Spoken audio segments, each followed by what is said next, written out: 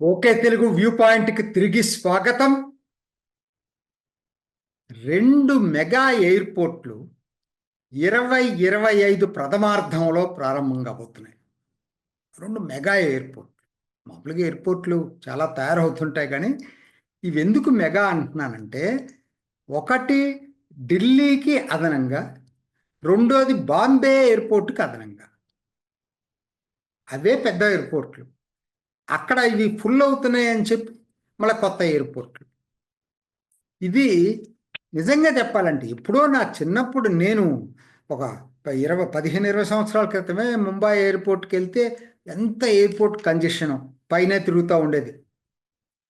So ఇప్పుడు అసలు అది అక్యూట్ ప్రాబ్లం. నిజంగా చెప్పాలంటే ఢిల్లీది అక్యూట్ ప్రాబ్లం కాదు, కానీ బాంబేది మాత్రం చాలా acute problem.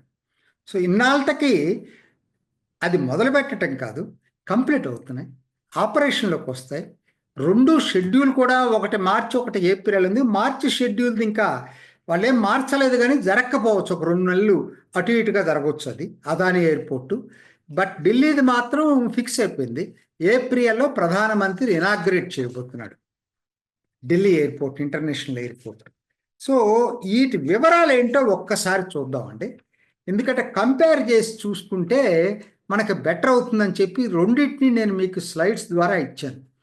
Noida international airport Switzerland Zurich airport వాళ్ళ దీంతో నిర్వహణలో జరగబోతుంది. అదే మీకు నవీ ముంబై ఎయిర్పోర్ట్ అంటే ఏం లేదండి, ఇదేమో నోయిడా ఏమో ఢిల్లీ సబర్బ్స్లో ఉండేటువంటి నోయిడా నగరం, అంటే అది యూపీ కిందకు వస్తుంది. ఢిల్లీ ఎన్సిఆర్ కిందకే వస్తుంది, national capital region. But Delhi కాదు, యూపీ రాష్ట్రం కిందకు వస్తుంది భూభాగం. అదే ముంబై ద్వీపానికి పక్కనే ఉన్నటువంటి నవీ ముంబై, అది మెయిన్ ల్యాండ్ ఇన్ఫ్యాక్ట్ నవీ ముంబై. ఆ నవీ ముంబైలో రాబోతుంది కొత్తది. ఇది ఎవరు చేస్తున్నారు నిర్వహణ అంటే ఛత్రపతి శివాజీ ఎయిర్పోర్ట్ వాళ్ళే ఇది కూడా చేస్తున్నారు. అంటే అదానినే చేస్తున్నాడు. బాంబేలో ఉన్న అదానినే ఈ నవీ ముంబై ఎయిర్పోర్ట్ కూడా నిర్వహణ చేస్తున్నాడు. నోయిడా ఎయిర్పోర్ట్ని టాటా ప్రాజెక్ట్స్ వాళ్ళు కన్స్ట్రక్ట్ చేస్తుంటే నవీ ముంబై ఎయిర్పోర్ట్ని ఎల్ఎన్టీ వాళ్ళు కన్స్ట్రక్ట్ చేస్తున్నారు. ఎవరి కోసం అంటే ఇప్పటికే చెప్పాను, నోయిడా ఢిల్లీ నగరవాసులకి, యాక్చువల్గా ఢిల్లీ నగరవాసులకే కాదండి, కొత్తగా అభివృద్ధి చెందుతున్నటువంటి ఉత్తరప్రదేశ్ పశ్చిమ ప్రాంతానికి కూడా. ఎందుకు చెప్పాల్సి వస్తుంది, అది మోస్ట్ హ్యాపెనింగ్ ఏరియా ఇవాళ. నోయిడా, గ్రేటర్ నోయిడా, ఆగ్రా దాకా వెళ్తుంది అది.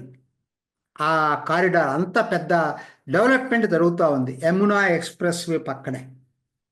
సో దీనికి ఢిల్లీతో పాటు వాటన్నిటికి కూడా ఇది ఒక పెద్ద సెంటర్ కాబోతా ఉంది. అటు నవీ ముంబై ప్రధానంగా ముంబై వాళ్ళకి ఎప్పటి నుంచో అది అవసరమైన ప్రాజెక్ట్. తర్వాత గ్రీన్ఫీల్డ్, 2 గ్రీన్ఫీల్డ్ ఎయిర్పోర్ట్లే. ప్రాజెక్టు విలువ ఇది 35,000 కోట్లట. ఇది అన్ని దశలు కలిపితే మొదటి దశ 10,000 కోట్లు, ఇది నోయిడా ఇంటర్నేషనల్. అదే నవీ ముంబై వచ్చి అన్ని కలిపిన 16,700 కోట్లు. ప్రధానమంత్రి 2021లో దీన్ని శంకుస్థాపన చేశాడు నోయిడా ఎయిర్పోర్ట్కి. కానీ నవీ ముంబై ఎయిర్పోర్ట్కి 2018లో శాంక్షన్ చేసిన, శంకుస్థాపన చేసింది మోడీని, అది కూడా. కానీ ల్యాండ్ డిస్ప్యూట్స్లో పడి మిగతా కారణాల వలన 2021 దాకా కన్స్ట్రక్షన్ మొదలుగాల. కాకపోతే ఇప్పుడు కంప్లీట్ అవటం 2 ఆల్మోస్ట్ ఒక టైంలో అవుతున్నాయి. కెపాసిటీ ఎంత అని చూసుకుంటే మొదటి దశలో నోయిడాలో 1,20,00,000 మంది ప్రయాణికులు సంవత్సరానికి, 2031 నాటికి 3 కోట్లట. అది నవీ ముంబై 2 కోట్లు మొదటి దశ, 9 కోట్లు 2032 నాటికి. నోయిడా ఇంటర్నేషనల్ ఎయిర్పోర్ట్ ఇంకొక విశేషం ఏంటంటే 6 రన్వేలు ఉంటాయట మొత్తం అయిపోయేటప్పటికి. ప్రపంచంలోనే అతి కొద్ది విమానాశ్రయాలు ఉన్నాయి. ఓహేర్ ఒకటి ఉన్నట్టుంది చికాగో, ఇంకా కొన్ని ఉన్నాయి. సో 6 రన్వేలు ఉండబోతున్నాయి. నవీ ముంబై 2 రన్వేలు. ఎప్పుడు ప్రారంభం అంటే ఇదైతే డేట్ ఫిక్స్ అయిపోయింది. 2025 ఏప్రిల్లో ప్రధానమంత్రి మోడీ నోయిడా ఇంటర్నేషనల్ ఎయిర్పోర్ట్ని ప్రారంభిస్తున్నాడు. ఎందుకంటే ఏప్రిల్ 17 లోపల వాళ్ళకి ఆపరేషన్ మొదలు కావాలి. కొన్ని కారణాలు ఉన్నాయి, లేకపోతే 6 నెలలు ఆగాలట. అందుకని ఏప్రిల్ 17 లోపల ట్రయల్ రన్స్ కూడా అయిపోయినాయి అక్కడ.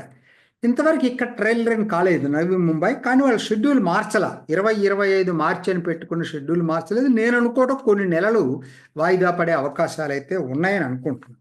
ఇక నోయిడా ఎయిర్పోర్ట్ వచ్చేసరికి అది ఇంటర్నేషనల్ హబ్గా తయారు చేయాలని చెప్పింది. ఇప్పుడు మనకి దుబాయ్, దోహా ఇవి ఎట్లయితే ఇంటర్నేషనల్ హబ్స్ ఉన్నాయో అట్లా నోయిడా ఇంటర్నేషనల్ ఎయిర్పోర్ట్ని ఇంటర్నేషనల్ హబ్గా తయారు చేయాలనేది ప్రణాళికలో భాగంగా ఉంది. తర్వాత integrated multi modal cargo hub ఒకటి ప్లాన్ చేశారు బాగా దానికి.